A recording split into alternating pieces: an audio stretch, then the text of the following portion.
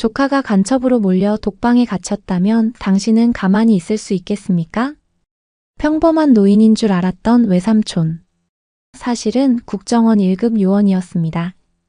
군 권력의 음모 속에서 누명을 벗기려는 그의 싸움은 진실이 밝혀지고 억울한 청년이 자유를 되찾을 수 있을 때까지 계속되는데, 장군들과 헌병대장의 충격적인 최후가 궁금하시다면 구독과 좋아요로 응원해주세요. 언제나 무료니까요. 오늘 하루 작은 기적이 구독자님께 찾아올 거예요. 사연 시작하기 전 잠깐.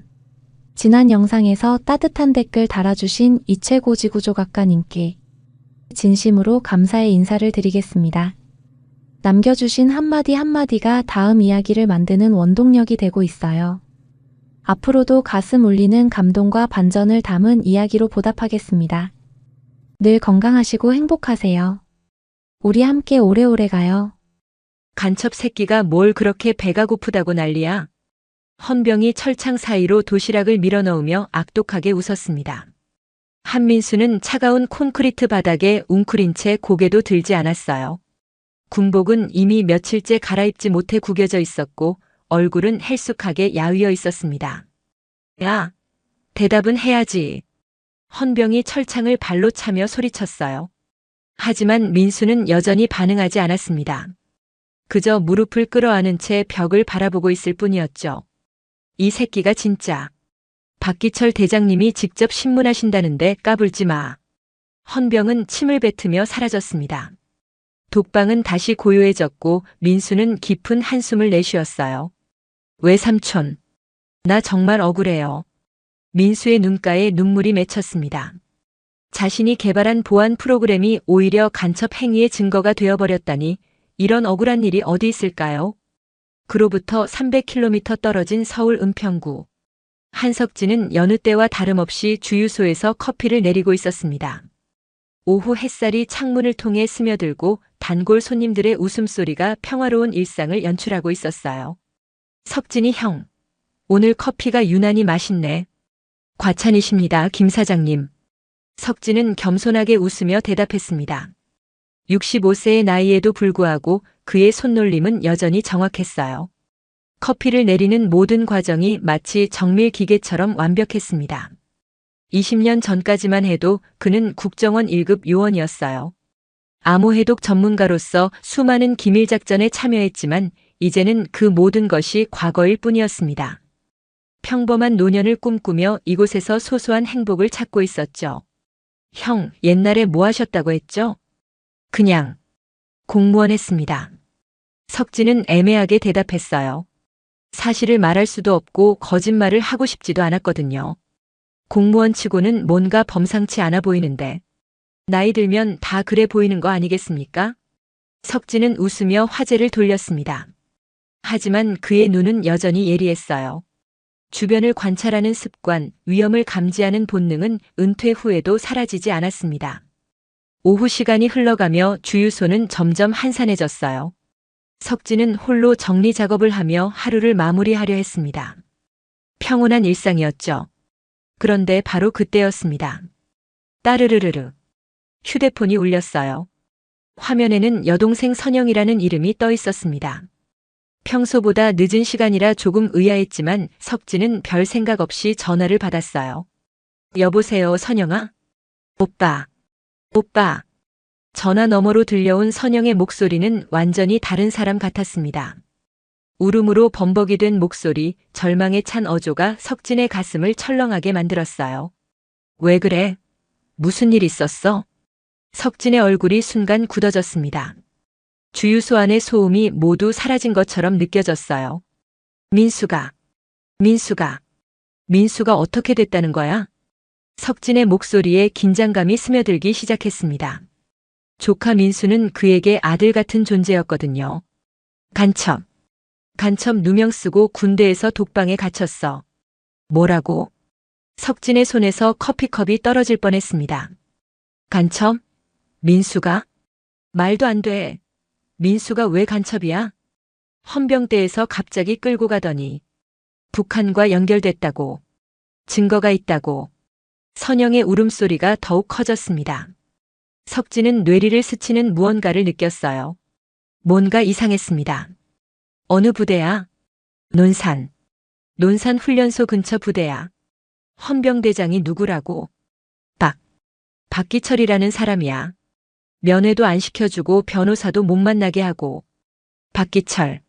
석진은 그 이름을 머릿속에 새겨 넣었습니다. 오빠 어떻게 해야 해? 민수는 정말 억울해. 그 애가 얼마나 나라를 사랑하는데. 선영의 절규가 전화기를 통해 울려 퍼졌습니다. 석진은 잠시 침묵했어요. 하지만 그 침묵 속에서 무언가가 깨어나고 있었습니다. 민수는 어릴 때부터 컴퓨터에 관심이 많았어요. 석진도 조카의 재능을 알아보고 보안과 암호에 대해 많은 것을 가르쳐 줬었죠. 그런 민수가 간첩이라니 말이 되지 않았습니다. 선영아. 석진의 목소리가 완전히 바뀌었습니다. 더 이상 평범한 주유소 사장의 목소리가 아니었어요. 지금 어디에 있어? 부대 앞. 여관에 있어. 그 자리에서 움직이지 말고 기다려. 내가 간다. 오빠? 조카를 건드렸다고? 석진의 눈빛이 변하기 시작했습니다. 20년간 잠들어 있던 무언가가 서서히 고개를 들고 있었어요. 전화를 끄는 석진은 카운터 아래 깊숙한 곳에서 낡은 가죽 지갑을 꺼냈습니다. 먼지가 쌓인 지갑을 열자 20년간 한 번도 사용하지 않았던 신분증이 나타났어요.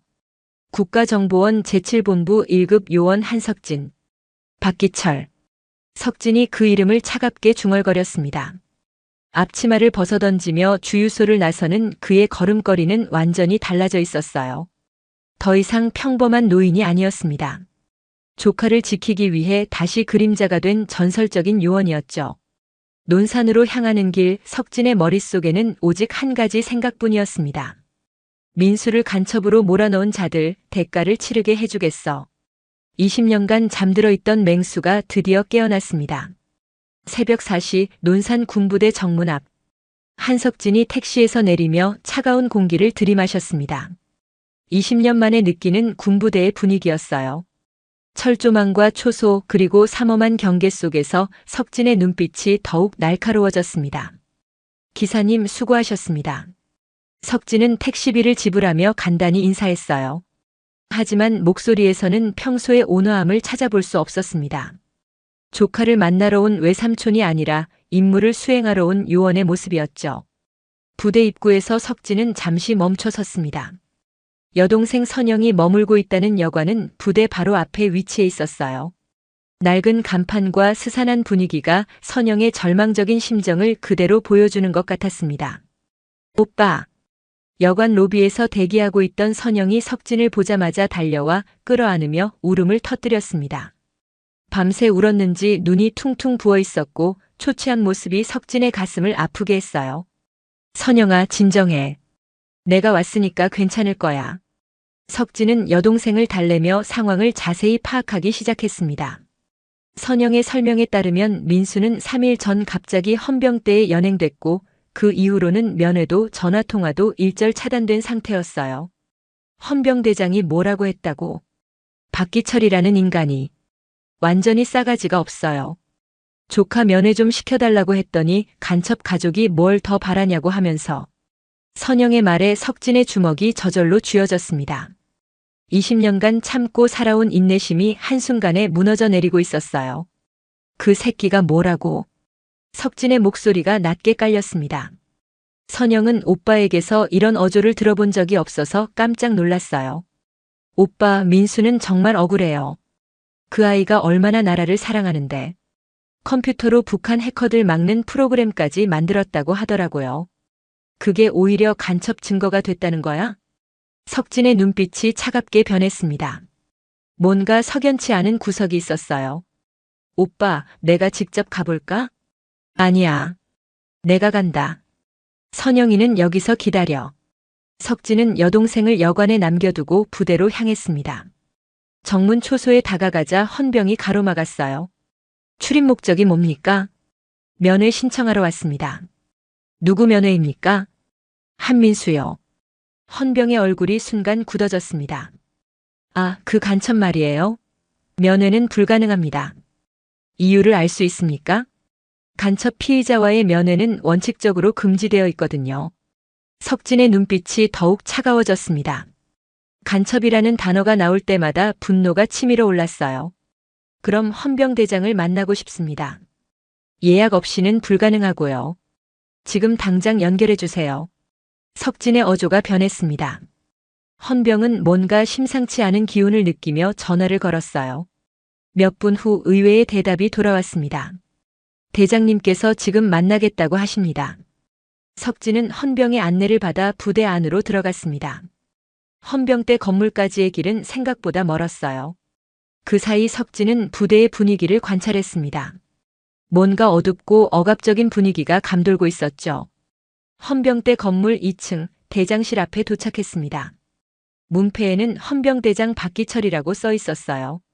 석진은 깊게 숨을 들이마시며 마음을 가라앉혔습니다. 똑똑똑. 들어오세요. 문을 열고 들어서자 책상 뒤에 앉은 박기철과 눈이 마주쳤습니다. 50대 초반으로 보이는 박기철은 거만한 표정으로 석진을 훑어봤어요. 한민수의 외삼촌이라고 하던데요. 네, 한석진입니다. 앉으세요. 그런데 왜 이렇게 일찍 오셨어요? 면회 시간도 아닌데. 박기철의 말투에는 조롱이 섞여 있었습니다. 석진은 억지로 화를 참으며 의자에 앉았어요. 조카를 만나고 싶습니다. 하하, 간첩을 만나고 싶다고요? 박기철이 비웃음을 터뜨렸습니다. 석진의 얼굴이 점점 굳어져 갔어요. 간첩이라고 하시는데 확실한 증거가 있습니까? 증거요? 당연히 있죠. 휴대폰에서 북한 연락망으로 추정되는 암호화된 메시지가 나왔거든요. 박기철은 자신만만한 표정으로 대답했습니다. 하지만 석진은 뭔가 이상함을 느꼈어요. 그 메시지 내용을 볼 수 있습니까? 웃기시네요. 기밀 사항을 민간인에게 보여줄 수 있겠어요? 그럼 변호사라도 선임할 수 있게 해주세요. 필요 없어요. 어차피 군법으로 처리할 거거든요. 박기철의 태도는 점점 더 오만해져 갔습니다. 마치 자신이 이곳의 왕이라도 된 듯한 행동이었어요. 박 대장님. 석진의 목소리가 낮아졌습니다. 네? 민수가 정확히 뭘 했다는 겁니까? 간첩질이죠. 북한과 내통하며 군사기밀을 빼돌렸을 가능성이 높아요. 증거도 제대로 보여주지 못하면서 그런 식으로 단정하시는 겁니까? 석진의 어조가 변하기 시작했습니다. 박기철은 뭔가 기분이 나빠진 듯 인상을 찌푸렸어요. 당신이 뭔데 나한테 그런 식으로 말해요? 조카의 외삼촌입니다. 외삼촌이면 뭐가 달라요? 간첩 가족은 간첩 가족이죠. 박기철의 말에 석진의 참을성이 한계에 다다랐습니다. 간첩 가족이라고 하셨습니까? 그렇게 들렸으면 맞는 거겠죠. 아, 그리고 면회는 당분간 불가능하니까 그냥 돌아가세요. 박기철이 손을 휘저으며 쫓아내려 했습니다. 그 순간 석진이 천천히 일어났어요. 박 대장님. 뭐요? 지금 당장 조카를 풀어주세요. 뭐라고요? 당신이 미쳤어요? 박기철이 버럭 소리를 질렀습니다. 하지만 석진은 전혀 위축되지 않았어요. 한 번 더 말씀드립니다. 지금 당장 조카를 풀어주세요. 당신이 대체 뭔데? 여기가 어디라고 생각하고. 박기철이 책상을 탁 치며 일어났습니다. 그 순간 석진이 차갑게 미소 지었어요. 국정원 제7본부 1급 요원 한석진입니다. 대장실 안이 순간 정적에 휩싸였습니다. 박기철의 얼굴에서 혈색이 사라졌어요. 뭐라고요? 못 들으셨습니까? 국정원 1급 요원이라고 했습니다. 석진이 주머니에서 신분증을 꺼내 책상 위에 던졌습니다. 박기철은 떨리는 손으로 신분증을 들어봤어요. 이게 20년간 잠들어 있던 제가 깨어났습니다. 조카를 건드린 대가를 치르실 준비는 되어 있으신지요? 석진의 목소리에는 차가운 살기가 담겨 있었습니다. 박기철은 식은땀을 흘리며 뒤로 물러섰어요. 진짜 전쟁이 이제 시작된 것입니다. 박기철은 한석진의 신분증을 보며 손이 덜덜 떨리기 시작했습니다. 국정원 1급 요원이라는 것이 얼마나 무서운 존재인지 군인이라면 누구나 알고 있었거든요. 이게 진짜입니까? 가짜라고 생각하세요? 석진의 차가운 시선이 박기철을 꿰뚫었습니다. 대장실 안의 온도가 급격히 떨어진 것 같았어요. 하지만 하지만 증거가 명확한데요. 박기철이 다시 용기를 내어 맞섰습니다. 하지만 목소리는 이미 떨리고 있었어요. 그 증거라는 것 좀 보여주시죠. 그건 기밀사항이라서. 기밀사항이라고요? 석진이 비웃음을 터뜨렸습니다. 저보다 기밀 등급이 높은 사람이 이 부대에 있다고 생각하십니까? 박기철은 할 말을 잃었습니다. 국정원 1급 요원 앞에서 기밀을 운운한다는 것 자체가 우스운 일이었거든요. 그래도 규정 따지자고요? 석진이 한 걸음 다가왔습니다. 박기철은 본능적으로 뒤로 물러섰어요. 국가보안법 위반 혐의로 민간인을 불법 구금한 책임자가 규정을 말씀하시는 겁니까? 불법 구금이라니. 정당한 수사 절차입니다. 정당한 수사 절차라면 변호사 접견권은 왜 차단했죠? 가족 면회권은 왜 박탈했고요? 석진의 날카로운 추궁에 박기철은 대답하지 못했습니다. 그리고 간첩 가족이라고 모욕한 것도 정당한 수사 절차였습니까? 그건. 박기철이 식은땀을 흘렸습니다. 석진은 더욱 다가가며 압박했어요. 박기철 대장님, 제가 제안 하나 하죠. 제안이요? 48시간 드리겠습니다. 뭐가요? 조카의 무죄를 입증할 수 있는 시간이요. 그 안에 제가 실패하면 제 신분증을 반납하고 사과하겠습니다. 박기철은 잠깐 고민했습니다. 48시간이면 증거를 더 확실하게 만들 수 있을 것 같았어요. 좋습니다. 하지만 그 대신 조건이 있습니다. 조건이요? 48시간 안에 무죄를 입증하지 못하면 당신도 같이 연루된 걸로 보고 수사하겠습니다. 흥미롭군요. 받아들이죠. 석진은 박기철과 악수를 했습니다. 하지만 그의 눈빛은 여전히 차가웠어요. 그런데 박기철 대장님, 혹시 누군가한테서 지시받은 거 아닙니까? 뭔 소리입니까? 민수를 간첩으로 몰아넣으라는 지시 말이에요. 박기철의 표정이 순간 굳어졌습니다. 그런 지시 같은 건 없었습니다. 그래요? 그럼 다행이네요. 석진은 의미심장한 미소를 지으며 대장실을 나왔습니다. 복도로 나온 석진은 즉시 휴대폰을 꺼냈습니다. 20년간 사용하지 않았던 비밀번호를 누르자 특수통신망이 활성화됐어요. 여보세요? 하람이냐? 전화 너머로 들려온 목소리는 석진의 국정원 후배인 윤아람이었습니다. 선배님? 정말 선배님이세요? 목소리가. 작전명 백파도 가동한다. 네? 백파도요? 그 작전명이 아직 살아있었나요? 윤아람의 목소리에 긴장감이 스며들었습니다. 48시간 안에 한민수 무죄 증거를 확보해야 한다. 한민수요? 혹시 간첩 혐의 받은 그 부사관 후보생 말씀이시죠? 내 조카다. 윤아람은 잠시 침묵한 후 대답했어요. 알겠습니다. 지금 즉시 팀을 구성하겠습니다. 논산 군부대 주변 모든 것을 감시하라. CCTV, 통신망, 출입기록, 금융거래 내역 전부. 네, 선배님. 그리고 박기철이라는 헌병대장을 샅샅이 파헤쳐.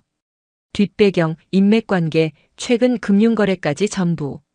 박기철 헌병대장을 말씀이시죠? 혹시 의심스러운 점이 있으신가요? 직감이 그렇다. 전화를 끊은 석진은 부대 밖으로 나왔습니다. 선영이 여관에서 불안하게 기다리고 있었어요. 오빠 어떻게 됐어? 48시간 시간을 벌었어. 그 안에 모든 걸 해결할 거야. 정말? 민수를 만날 수 있게 된 거야? 조금만 더 기다려. 완전히 끝내고 만나게 해줄게. 선영의 눈에 희망이 스며들었습니다. 오빠 그런데 정말 괜찮을 거야? 군대에서 하는 일인데. 선영아, 오빠가 뭘 했는지 알지? 공무원 했다고 했잖아. 국정원 1급 요원이었어. 20년간. 선영은 깜짝 놀랐습니다. 뭐라고? 오빠가? 그래서 민수 일은 걱정하지 마. 오빠가 다 해결할 거야. 그날 밤 11시 국정원 본부에서는 비상이 걸렸습니다. 윤아람이 직접 팀을 꾸려 작전을 시작한 것이었어요. 백파도 작전이 20년 만에 재가동됩니다. 한석진 선배가 직접 지시하셨다고요? 네, 48시간 안에 결과를 내야 합니다. 한석진. 그 전설의 1급 요원이 움직인다고요? 조카가 간첩 누명을 썼대요. 국정원 본부는 벌집을 쑤신 듯 분주해졌습니다. 한석진의 이름은 여전히 전설로 남아 있었거든요. 팀장님, 박기철 헌병대장 조사 결과 나왔습니다. 뭐가 나왔어? 최근 한 달 사이에 이상한 계좌 입금이 여러 번 있었습니다. 얼마나? 총 5천만 원 정도인데 입금 주체가 수상합니다. 누구야? 사성 장군 라인에서 흘러나온 돈으로 추정됩니다. 윤아람의 눈이 번뜩였습니다. 사성 장군이라고? 누구? 서재국 중장입니다. 서재국? 그 서재국이? 네, 맞습니다. 윤아람은 즉시 석진에게 전화를 걸었습니다. 선배님, 대박 소식이 있습니다. 뭔가 나왔나? 박기철이 서재국 중장한테서 5천만 원을 받았습니다. 석진의 눈빛이 번뜩였습니다. 서재국? 사성 장군 서재국 말이냐? 네, 그분 맞습니다. 그런데 더 큰 문제가 있어요. 뭔데? 민수가 개발했다는 그 프로그램을 분석했는데요. 어떻게 나왔어? 이건 정말로 북한 해커를 역추적하는 보안 프로그램이었습니다. 간첩 도구가 아니라 간첩을 잡는 최첨단 도구였어요. 그럼 민수는 완전히 무죄라는 거네. 네, 100% 무죄입니다. 오히려 국가보안에 기여한 거죠. 석진의 입가에 차가운 미소가 떠올랐습니다. 박기철, 서재국. 재미있는 조합이구만. 선배님, 이제 어떻게 하시겠습니까? 더 깊이 파봐. 왜 서재국이 민수를 간첩으로 몰아넣으려 했는지 그 이유를 찾아. 네, 알겠습니다. 48시간은 아직 절반도 지나지 않았지만 이미 승부의 윤곽이 드러나고 있었습니다. 그리고 석진은 확신했어요. 이 사건 뒤에는 훨씬 더 큰 비밀이 숨어 있다는 것을. 다음 날 오후 2시 석진은 박기철의 대장실 문을 거칠게 열고 들어왔습니다. 48시간 중 18시간이 지난 상황이었어요. 야, 박기철. 뭐 하는 짓입니까? 노크도 안 하고. 박기철이 깜짝 놀라며 일어섰습니다. 석진의 눈빛이 어제보다 더욱 차가워져 있었거든요. 조카를 지금 당장 만나게 해. 아직 시간이 30시간이나 남았지 않습니까? 시간이 남았다고? 웃기는 소리 하지 마. 석진이 책상을 주먹으로 쳤습니다. 탁 하는 소리가 대장실 전체를 울렸어요. 당신이 서재국 중장한테 돈 받고 조카를 간첩으로 몰아넣은 거 다 알고 있어. 박기철의 얼굴이 파랗게 변했습니다. 뭔 소리입니까? 그런 건 없었습니다. 없었다고? 5천만 원.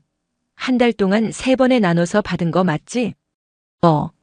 어떻게? 박기철이 말을 더듬었습니다. 석진은 휴대폰을 꺼내 계좌 내역을 보여줬어요.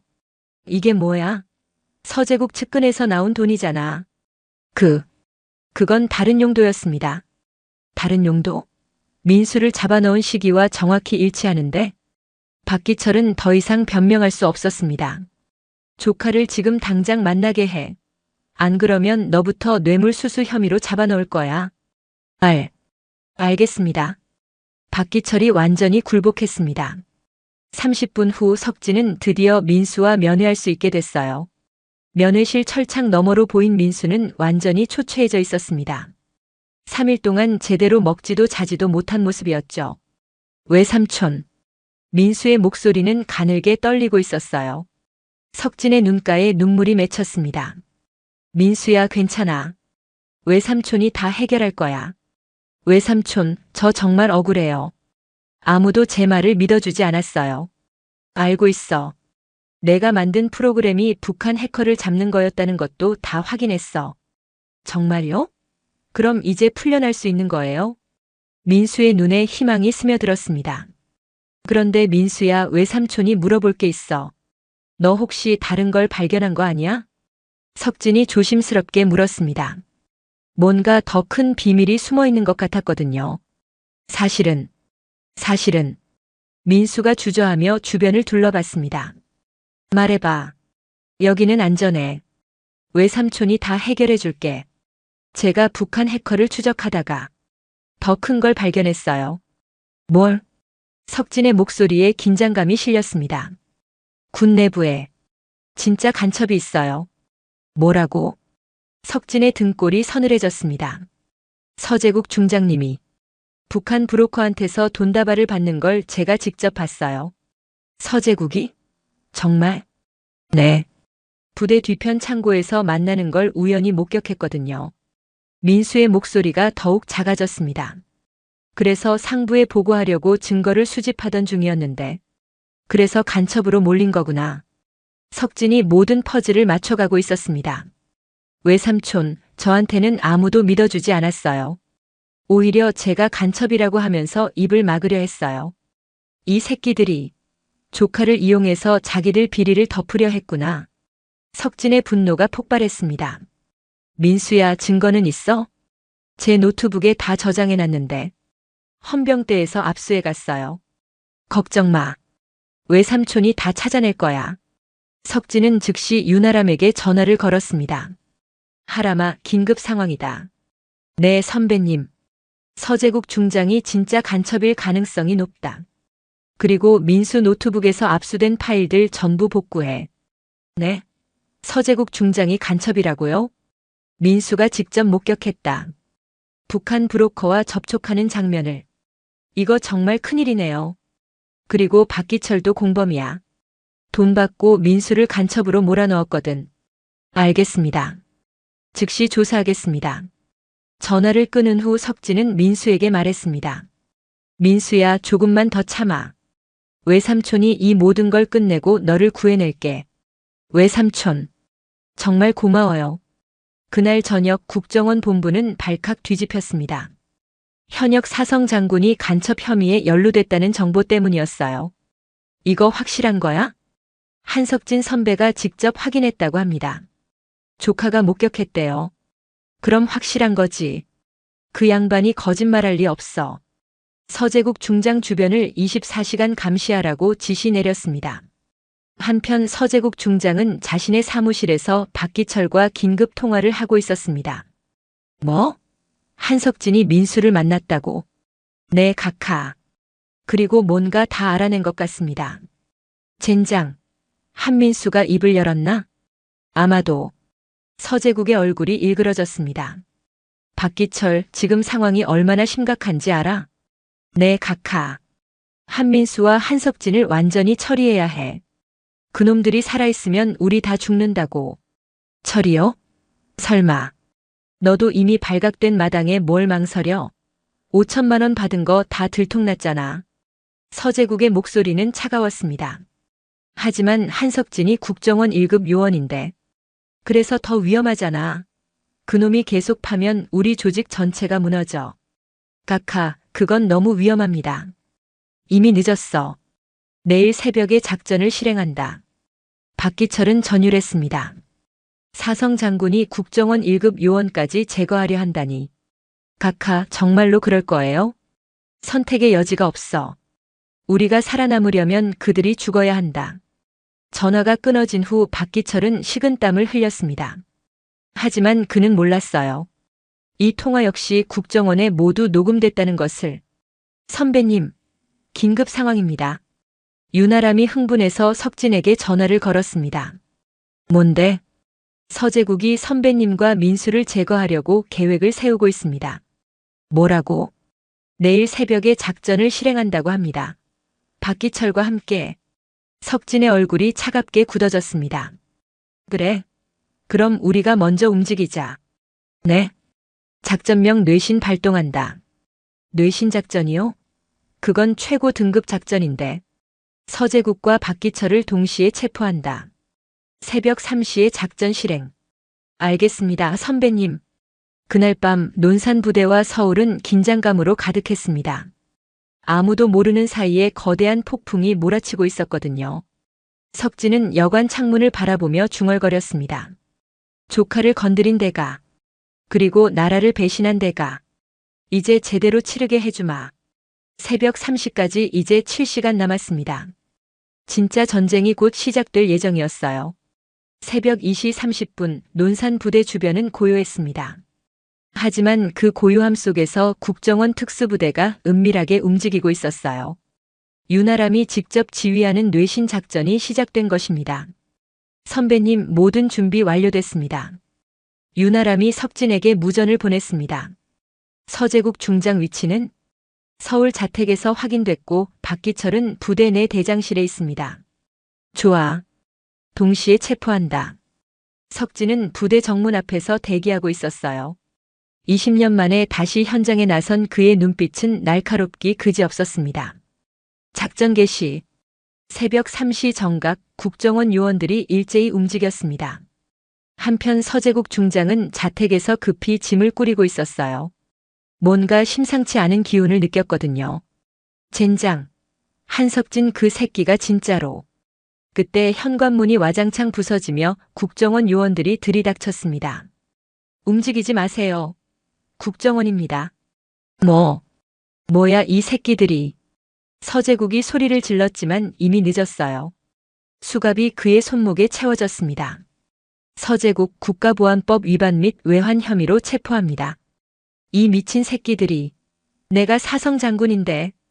사성 장군이 뭔들 어쩔 건가요? 간첩이면 끝이죠. 같은 시각 논산부대에서도 상황이 벌어지고 있었습니다. 석진이 직접 헌병대 건물로 들어가고 있었어요. 박기철은 대장실에서 서재국과의 통화를 시도하고 있었습니다. 까카, 받으세요. 하지만 전화는 먹통이었어요. 젠장, 뭔가 잘못됐어. 바로 그때 대장실 문이 벌컥 열렸습니다. 석진이 여러 명의 국정원 요원들과 함께 들어온 것이었어요. 야, 박기철. 한석진. 박기철이 벌벌 떨며 뒤로 물러섰습니다. 서재국은 이미 잡혔어. 이제 너 차례야. 뭐라고? 서재국 중장이 잡혔다고. 간첩질하다 들킨 거지. 너도 공범이고. 박기철의 얼굴이 파랗게 변했습니다. 잠깐. 나는 몰랐어. 서재국이 시킨 거야. 몰랐다고? 5천만 원 받아먹고 몰랐다고. 석진이 냉소적으로 웃었습니다. 그건 다른 일이었어. 정말로. 다른 일? 조카를 간첩으로 몰아넣은 것도 다른 일이었나? 제발. 나는 그냥 지시받은 대로 한 거야. 박기철이 무릎을 꿇으며 애원했어요. 지시받은 대로?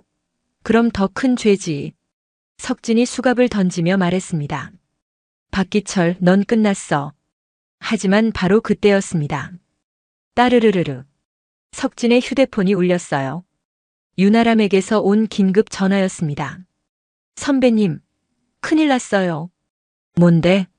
서재국을 체포했는데. 이 사람 진짜 간첩이 아니에요. 뭐라고? 석진의 얼굴이 굳어졌습니다. 진짜 간첩은 따로 있어요. 서재국은 그냥 뇌물 받은 거고 정작 북한과 연결된 건. 누구야? 이도현. 군수사본부장 이도현이에요. 석진의 등골이 서늘해졌습니다. 이도현은 자신의 과거 동료였거든요. 이도현이라고? 네. 서재국 신문하던 중에 밝혀졌어요. 이도현이 모든 걸 조종했던 거예요. 석진은 박기철을 다시 바라봤습니다. 야, 박기철. 이도현을 아냐? 에이. 이도현이요? 박기철이 당황해하며 말했어요. 그 사람이 진짜 배후였어? 모르겠어요. 저는 서재국 중장님 지시만 받았는데.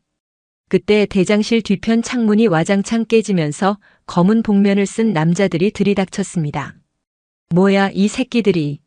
석진이 소리쳤지만 이미 늦었어요. 복면을 쓴 남자들이 기관총을 난사하기 시작했습니다. 타타타타. 엎드려. 석진이 국정원 요원들에게 소리쳤습니다. 박기철은 총알을 맞고 그 자리에서 쓰러졌어요. 크악. 박기철. 석진이 박기철에게 달려갔습니다. 야, 정신 차려. 한석진. 조심해. 이도현이. 박기철이 피를 토하며 말했습니다. 이도현이 뭐? 진짜. 간첩이야. 20년 전부터. 뭐라고? 너를 노리고 있어. 조카는 미끼였어. 박기철이 마지막 말을 남기고 숨을 거뒀습니다. 석진은 충격에 휩싸였어요. 모든 것이 자신을 노린 함정이었다는 걸 깨달았거든요. 선배님, 괜찮으세요? 국정원 요원이 다가왔습니다. 복면놈들은 모두 도망갔습니다. 석진은 박기철의 시체를 바라보며 중얼거렸습니다. 이도현. 20년 전부터 간첩이었다고. 그때 휴대폰이 또 울렸어요. 이번엔 모르는 번호였습니다. 여보세요? 한석진, 오랜만이야. 전화 너머로 들려온 목소리는 이도현이었습니다. 이도현. 내가? 놀랐지? 20년간 내 옆에 있었는데 몰랐잖아. 이 새끼가. 조카는 미끼였어. 널 끌어내기 위한. 20년 동안 숨어있던 전설을 다시 무대 위로. 석진의 온몸에 소름이 돋았습니다. 민수를 어디 둔 거야? 안전한 곳에 있어. 하지만 내가 움직이면 죽을 수도 있지. 이 개새끼야.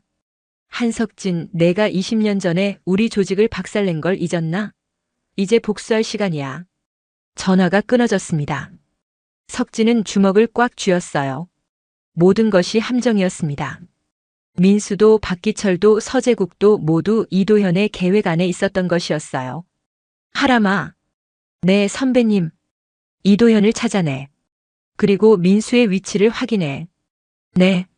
석진의 눈빛이 더욱 차가워졌습니다. 20년 전의 숙적이 다시 나타난 것입니다. 진짜 전쟁은 이제부터 시작이었어요. 새벽 4시 국정원 서울본부는 비상상황실로 변했습니다. 윤아람이 수십 명의 요원들과 함께 이도현을 추적하고 있었어요. 이도현 군수사본부장의 모든 동선을 추적하세요. 하람 팀장님, 문제가 있습니다. 뭔데? 이도현의 신상 정보가 대부분 조작된 것 같습니다. 윤아람의 얼굴이 굳어졌습니다. 조작됐다고? 20년 전 입대 기록부터 모든 게 가짜예요. 진짜 이도현은 따로 있었던 것 같습니다. 그럼 지금 이도현은 누구라는 거야? 그게 더 충격적인 게 있어요. 요원이 떨리는 목소리로 말했습니다. 진짜 이도현은 20년 전에 이미 죽었어요. 신분을 도용당한 거죠. 그 순간 윤아람의 휴대폰이 울렸어요. 석진에게서 온 전화였습니다. 선배님. 하람아, 이도현 찾았냐? 그게 이도현이 가짜 신분이었던 것 같아요. 뭐라고? 석진이 충격을 받았습니다. 20년간 우리 곁에 있었던 이도현은 진짜가 아니었어요. 진짜 이도현을 죽이고 신분을 훔친 것 같습니다. 그럼 지금 그놈의 정체는? 아직 파악 중입니다. 하지만 선배님, 20년 전 일을 다시 조사해봤는데 윤아람의 목소리가 심각해졌어요. 뭘 발견했어? 선배님이 해체시킨 북한 간첩 조직 흑룡회 말 있잖아요. 석진의 등골이 서늘해졌습니다. 흑룡회는 그의 인생에서 가장 큰 작전이었거든요. 흑룡회가 왜 나와? 그 조직의 2인자였던 뱀이라는 코드네임의 인물이 있었는데 그놈이 살아남아서 복수를 계획하고 있었던 것 같아요. 뱀. 석진은 20년 전을 떠올렸어요. 흑룡의 소탕 작전에서 확실히 죽였다고 생각했는데 선배님, 그 뱀이 바로 지금의 이도현일 가능성이 높습니다. 젠장. 20년 동안 내 옆에서 기회를 노리고 있었다는 거냐? 석진의 목소리에 분노가 섞였습니다. 그럼 민수는? 아직 위치를 파악하지 못했어요. 하지만 선배님. 그때 석진의 휴대폰에 문자가 하나 도착했습니다. 한강 반포대교 남단 창고. 1시간 후. 혼자 와. 지원 부대 보내면 조카 목 날린다. 마이너스 뱀. 하람아, 한강 반포대교로 온다고 했어. 선배님, 절대 안 돼요. 완벽한 함정입니다. 알고 있어. 하지만 민수를 구해야 해. 지원 부대를 몰래 배치하겠습니다. 안 돼. 혼자 가라고 했어. 그놈이 눈치채면 민수가 죽을 수도 있어. 하지만 이건 내 싸움이야. 20년 전에 끝내지 못한. 석진은 전화를 끊고 한강으로 향했습니다. 같은 시각 한강 반포대교 아래 어딘가에 버려진 창고에서는 민수가 의자에 묶여 있었어요. 입에는 테이프가 붙어 있고 온몸이 상처투성이었습니다. 민수가 신음을 내며 의식을 되찾았어요. 깼구나. 한석진의 조카. 검은 정장을 입은 남자가 다가왔습니다. 이도현, 아니 뱀이었어요. 20년 만이지? 한석진의 피부치를 보는 게. 뱀이 민수의 테이프를 뜯어냈습니다. 여긴 어디죠? 내 외삼촌을 기다리는 곳이야. 외삼촌이 뭘 했다고 이렇게까지. 민수가 힘겹게 말했어요. 뭘 했냐고. 내 인생을 완전히 박살냈지. 뱀의 눈빛이 광기로 가득했습니다. 20년 전 나는 조선민주주의인민공화국을 위해 목숨을 바쳐 일했어. 통일의 꿈을 안고. 하지만 그건 간첩질 아닙니까? 간첩질? 이 썩은 자본주의 체제를 무너뜨리고 진정한 통일을 이루려던 거야. 뱀이 소리쳤습니다. 내 외삼촌이 그 모든 걸 망쳤어. 내 동료들을 죽이고 나를 쫓아내고. 그래도 나라를 배신한 건 나라? 이게 나라야? 탁! 뱀이 민수의 뺨을 때렸어요. 분단된 채로 서로 총부리를 겨누고 있는 게 나라라고. 아, 아파요. 아프다고? 내가 20년간 받은 고통에 비하면 아무것도 아니야. 뱀이 칼을 꺼내며 협박했습니다. 가짜 신분으로 살아야 했던 20년. 매일 밤 동료들이 죽는 꿈을 꾸며 살았던 20년. 제발. 저는 아무 죄 없어요. 죄 없다고? 내가 바로 한석진의 약점이야. 그놈을 무릎 꿇게 할 수 있는. 그때 창고 밖에서 자동차 소리가 들렸습니다. 왔구만. 드디어. 뱀이 차가운 미소를 지었어요. 석진이 창고 문을 조심스럽게 열고 들어왔습니다. 손에는 아무것도 들지 않았어요. 민수. 외삼촌. 민수가 울먹이며 소리쳤습니다. 야, 뱀. 조카는 놔주고 나하고 1대1로 해결하자. 한석진. 정말 오랜만이야. 뱀이 천천히 뒤돌았습니다. 20년. 이 순간을 얼마나 기다렸는지 알아? 뱀. 정말 살아있었구나. 살아있었다고. 죽어있었다고 봐야지. 20년간 지옥에서 살았거든. 뱀의 목소리에 증오가 가득했습니다. 20년 전 그날. 넌 내 모든 걸 빼앗았어. 동료들, 믿음, 꿈, 모든 것을. 꿈이라고? 나라 팔아먹는 게 꿈이었나? 나라 팔아먹는다고? 통일을 위한 거였다고. 통일? 웃기는 소리 하지 마. 너희가 한 짓을 보면. 석진이 한 걸음씩 다가가며 말했습니다. 국가기밀 팔아먹고 무고한 시민들 감시하고 테러 계획 세우고. 그건 큰 그림을 위한 희생이었어. 희생? 조카까지 이용하는 것도 희생이냐? 석진의 분노가 폭발했습니다. 민수는 완전히 무관한 아이야. 왜 무고한 아이를 끌어들였어? 무관하다고? 바로 내 조카잖아. 내가 가장 아끼는. 뱀이 민수에게 칼을 들이댔어요. 그래서 미끼로 쓴 거야. 전설의 한석진을 끌어내기 위해서. 이 새끼야. 석진이 달려들려 했지만 뱀이 민수의 목에 칼을 더 바짝 댔습니다. 움직이지 마. 한 발짝만 더 오면 조카 목이 날아간다. 뱀. 제발 그만해. 제발. 20년 전에 내가 제발이라고 했을 때 들어줬나? 뱀의 눈에서 눈물이 흘러내렸어요. 내 동료 김철수가 죽어갈 때 제발 살려달라고 했을 때, 박영희가 고문받을 때 제발 그만해달라고 했을 때, 그때 항복했으면 모두 살려줬을 거야. 항복? 조선의 아들딸에게 항복이란 없어. 조선? 너희는 조선이 아니라 북한의 개들이었잖아. 개라고? 우리가 개? 뱀이 광분하며 소리쳤습니다. 그 순간이었습니다. 창고 천장에서 윤아람과 국정원 특수부대가 로프를 타고 내려왔어요. 꼼짝 마. 뭐야? 누구야 이 새끼들이. 뱀이 당황했고 그 틈에 석진이 민수를 향해 몸을 날렸습니다. 민수. 하지만 뱀의 칼이 먼저 민수를 향했어요. 안 돼. 그 순간 총소리가 울렸습니다. 탕.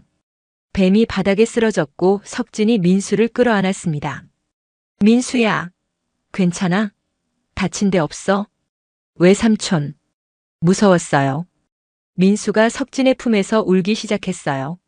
바닥에 쓰러진 뱀이 피를 토하며 마지막 말을 남겼습니다. 한석진. 이게 끝이 아니야. 우리 조직은 아직. 뱀이 숨을 거뒀습니다. 20년간의 복수국이 드디어 막을 내린 것이었어요. 뱀이 죽은 지 30분 후 창고 안은 국정원 수사팀으로 가득했습니다. 석진은 민수를 부축하며 구급차로 향하고 있었어요. 외삼촌, 정말 끝난 거예요? 그래, 민수야. 이제 다 끝났어. 하지만 석진의 표정은 여전히 어두웠습니다. 뱀의 마지막 말이 계속 맴돌고 있었거든요. 선배님, 유나람이 급하게 뛰어왔습니다. 뭔데? 큰일 났어요. 뱀의 휴대폰을 분석했는데. 뭐가 나왔어? 더 큰 조직이 있어요. 그리고 유나람이 말을 망설였습니다. 뭘 망설여? 빨리 말해. 국방부 내부에 공모자들이 있습니다. 석진의 얼굴이 굳어졌어요. 누구? 현역 사성 장군 3명, 삼성 장군 2명이 모두 연루되어 있어요. 뭐라고? 지금 그들이 긴급 회의를 소집했습니다. 서재국 중장 체포 소식을 듣고 바로 그때 석진의 휴대폰이 울렸습니다. 여보세요? 한석진인가? 전화 너머로 들려온 목소리는 위험 있는 나이든 남성이었어요. 누구십니까? 육군 참모총장 김태준이다. 석진은 깜짝 놀랐습니다. 현역 최고위 장성이 직접 전화를 한 것이었어요. 참모총장님께서 왜? 지금 당장 국방부로 와라. 네? 30분 안에 오지 않으면 내 조카가 다시 간첩으로 몰릴 거다. 전화가 끊어졌습니다. 하람아. 네, 선배님. 국방부에 가야 할 것 같아. 위험해요. 완전한 함정입니다. 알고 있어. 하지만 가야겠어. 석진은 민수를 병원으로 보낸 후 국방부로 향했습니다. 오후 3시 국방부 최고층 회의실. 거대한 타원형 테이블 주위로 현역 최고위 장성들이 앉아 있었어요. 사성 장군 김태준, 정우성, 박민호, 그리고 삼성 장군 이강수, 조현우까지. 들어오시오. 김태준이 차가운 목소리로 말했습니다. 석진이 회의실 문을 열고 들어섰습니다. 5명의 장성들이 일제히 그를 바라봤어요. 앉으시오. 서서 말씀드리겠습니다. 석진은 당당하게 대답했어요. 한석진, 자네가 큰일을 저질렀군. 정우성 장군이 말했습니다. 무슨 말씀이십니까? 서재국 중장을 불법으로 체포하고 박기철 대령을 죽음에 이르게 했지. 그분들이 간첩 행위에 연루되어 있었습니다. 간첩 행위? 박민호 장군이 비웃었습니다. 증거도 없으면서 현역 장군을 간첩으로 몰아세우다니. 증거는 충분히 있습니다. 석진이 휴대폰을 꺼냈어요. 뱀이라는 자와 서재국 중장의 통화 녹음, 박기철의 계좌 내역, 모든 증거가 있습니다. 그 증거라는 것들이 조작된 거라면? 김태준이 음침하게 웃었습니다. 조작이라고요? 그렇다. 자네가 조작한 거지. 말도 안 되는 소리를. 말도 안 되는 소리라고. 이강수 장군이 일어났어요. 한석진, 자네 20년 전에 뭘 했는지 기억하나? 석진의 표정이 변했습니다. 20년 전, 흑룡의 소탕 작전에서 민간인 17명을 학살했지. 뭐라고? 그것도 모르겠나? 그 17명은 모두 무고한 시민들이었어. 조현욱 장군이 파일을 던졌습니다. 여기다 있다. 자네가 저지른 학살의 증거. 석진은 파일을 들어봤어요. 하지만 그 안에 있는 내용은 완전히 조작된 것이었습니다. 이건 거짓입니다. 거짓? 김태준이 립을 마시며 말했습니다. 그럼 이것도 거짓인가? 스크린에 영상이 나타났어요. 20년 전 석진이 민간인들을 사살하는 것처럼 보이는 영상이었습니다. 이건 합성입니다. 합성이라고 할 증거는? 제가 그런 짓을 할 리 없습니다. 할 리 없다고? 정우성이 일어나며 말했습니다. 한석진, 자네는 20년 전부터 우리 조직을 방해해왔어. 우리 조직이라고요? 그렇다.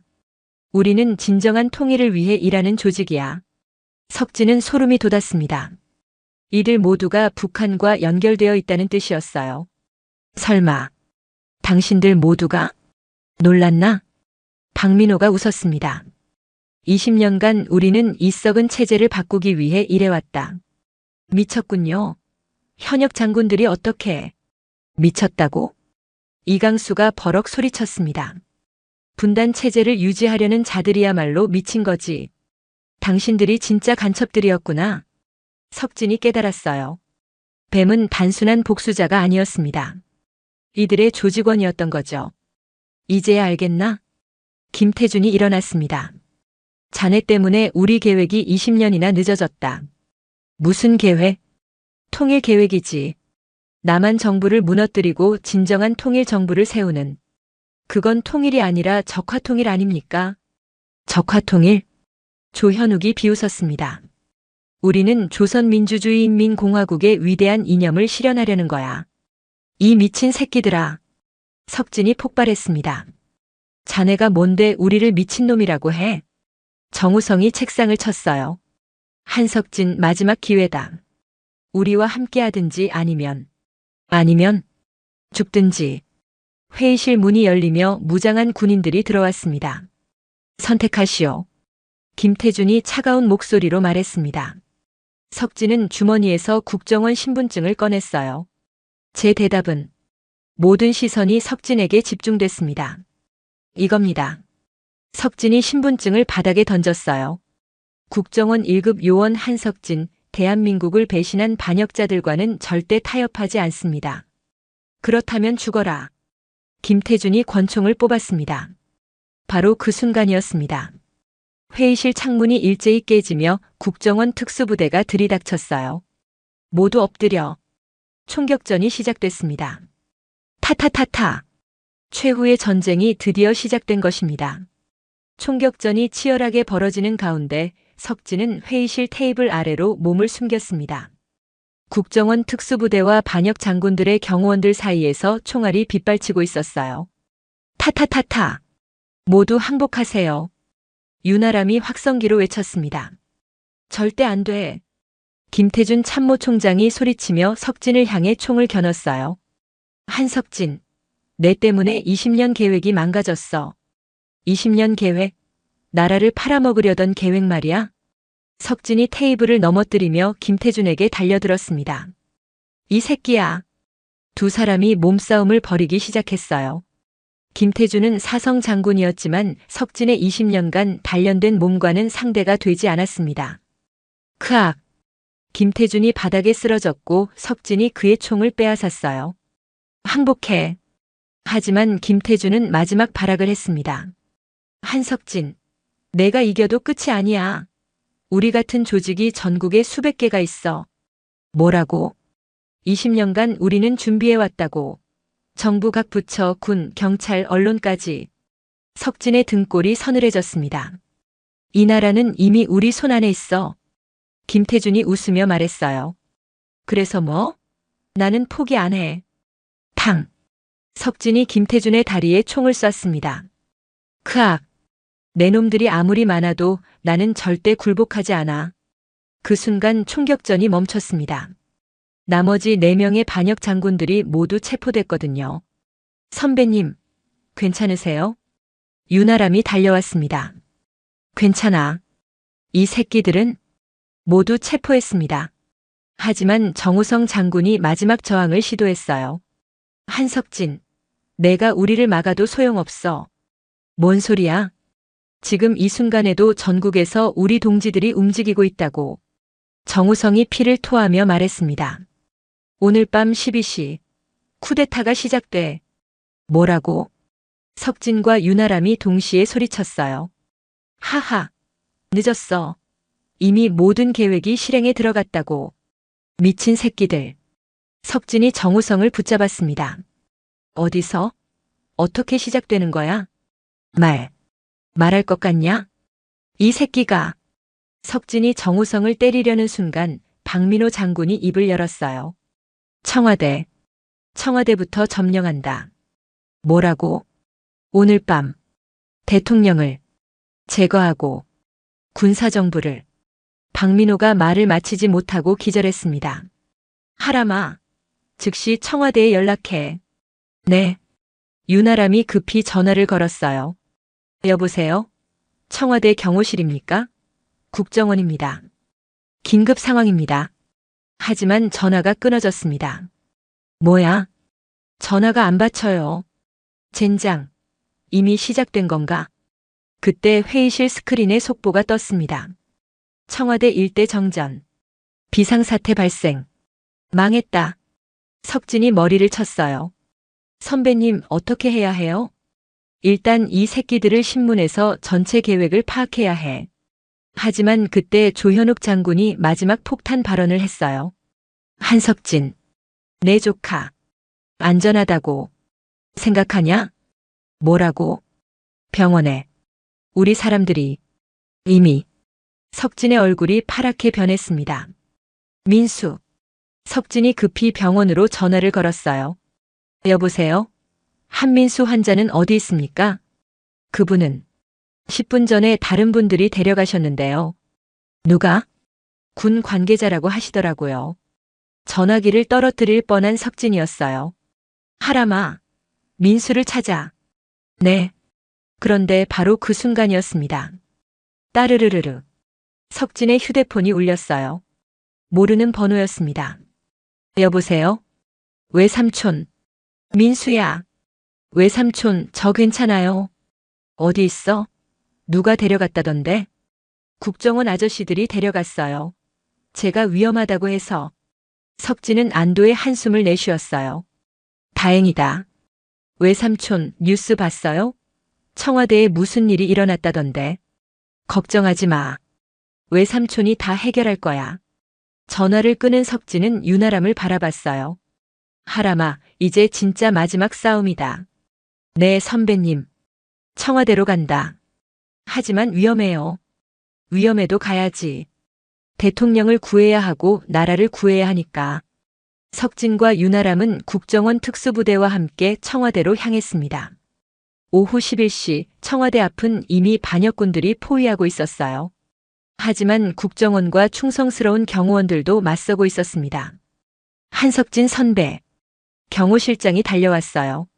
상황이 어떻습니까? 대통령님은 안전합니다. 하지만 반역군들이 계속 밀고 들어오고 있어요. 알겠습니다. 석진은 확성기를 잡았어요. 반역군들아. 나는 국정원 1급 요원 한석진이다. 청와대 일대가 조용해졌습니다. 너희들의 지휘관들은 모두 체포됐다. 김태준, 정우성, 박민호, 이강수, 조현욱 모두. 반역군들 사이에서 동요가 시작됐어요. 항복하면 살려주겠다. 하지만 끝까지 저항하면 모두 반역죄로 처단할 것이다. 몇몇 반역군들이 총을 내려놓기 시작했습니다. 우리는 속았습니다. 항복하겠습니다. 저희도 항복합니다. 연쇄적으로 항복하는 군인들이 늘어났어요. 자정이 되기 10분 전 모든 반역군이 항복했습니다. 쿠데타는 실패로 끝났어요. 일주일 후 석진은 다시 은평구 주유소로 돌아왔습니다. 민수도 완전히 회복되어 정상적인 군 생활을 재개했어요. 형, 커피 한 잔만. 네, 김 사장님. 석진은 다시 평범한 일상으로 돌아갔습니다. 하지만 이번에는 진짜 평화로운 일상이었어요. 그날 저녁 민수가 휴가를 나와서 주유소를 찾았습니다. 외삼촌. 민수야. 둘은 오랜만에 함께 커피를 마셨어요. 외삼촌, 정말 고마워요. 뭘? 가족인데. 외삼촌이 아니었으면 전 정말. 됐어. 이제 다 지나간 일이야. 석진은 민수를 바라보며 미소 지었습니다. 민수야, 앞으로는 정말 평범하게 살고 싶다. 네, 저도요. 하지만 만약 또 나라가 위험해지면 그때는 또 나서실 거죠? 그렇지. 그게 내 운명인 것 같아. 석진은 창밖을 바라봤습니다. 평화로운 골목길에서 아이들이 뛰어놀고 있었어요. 이런 평범한 일상을 지키는 것, 그것이 바로 한석진이 평생 해온 일이었습니다. 가족을 지키기 위해 다시 그림자가 된 노인의 이야기가 막을 내렸습니다. 오늘 이야기 어떠셨나요? 과연 가족을 지키기 위해서라면 우리는 어디까지 갈 수 있을까요? 한석진은 20년간 평범한 노인으로 살아왔지만 조카가 위험에 처하자 다시 전설의 요원으로 돌아섰습니다. 때로는 과거를 묻고 조용히 살고 싶어도 소중한 사람들과 나라가 위험에 처했을 때 우리에게는 나서야 할 의무가 있습니다. 진정한 영웅이란 화려한 무대가 아닌 일상 속에서 묵묵히 자신의 역할을 다하는 사람이 아닐까요? 결국 가장 큰 행복은 사랑하는 사람들과 함께하는 평범한 일상 속에서 찾을 수 있다는 것을 한석진의 이야기가 우리에게 전해주고 있습니다. 오늘의 교훈이었습니다. 감사합니다.